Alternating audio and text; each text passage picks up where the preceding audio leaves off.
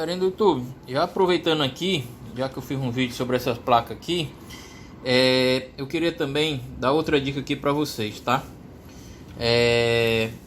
Muitas vezes a gente pega umas TVs que ela não tem tensão de 12 volts lá na Tecon, tá?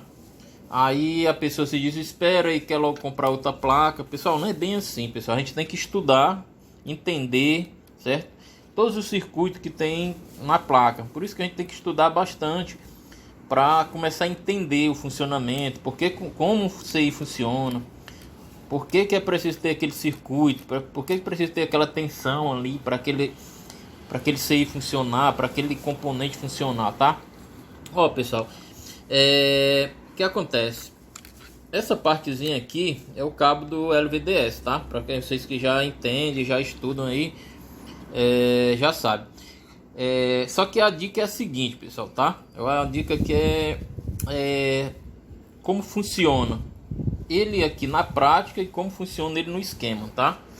Que às vezes você chega aqui e olha para um CIzinho desse aqui, um componente desse, não sabe como ele funciona e pronto, e acaba ficando estressado e não resolve o problema, tá? Aí você vê um bichinho desse aqui cheio de perninha, mas pessoal, não se desespere, tá? Por isso que eu digo, estuda. Você vê um CI desse aqui com um monte de perna, 8 pernas, mas se você vier na prática, pessoal, aqui você vê que essas 8 pernas elas se transformam praticamente só em 3, tá? Olha, ó, dreno, os 4 de um lado tudo é dreno, o source e o gate. Ou seja, é a mesma coisa, pessoal, do CIzinho bem pequenininho. Se você pegar um desse tamanho aqui, ó, que tem 3 pernas, tá, ó.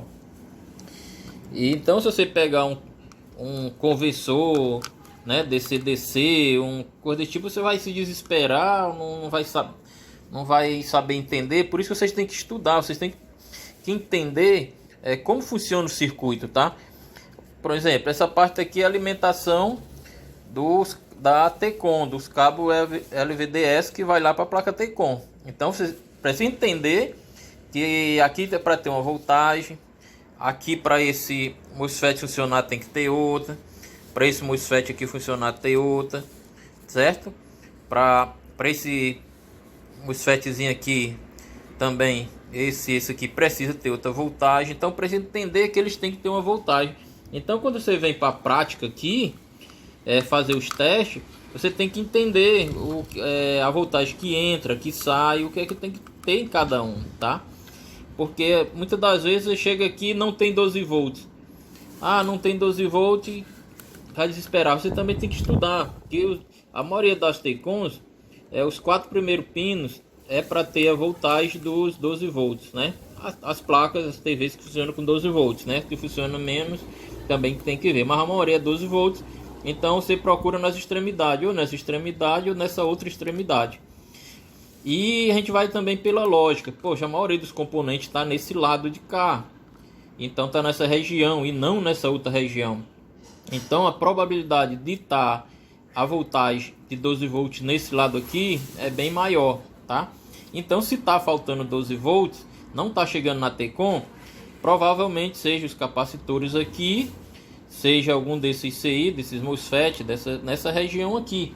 Ou seja, se não está chegando, se você vê lá para entrar por aqui ou sair por aqui, você vai seguindo os sinais, as voltagens. Então se isso aqui é para ter tanto aqui, voltagem não está tendo, então o problema está mais ou menos aqui, ou um capacitor, tá?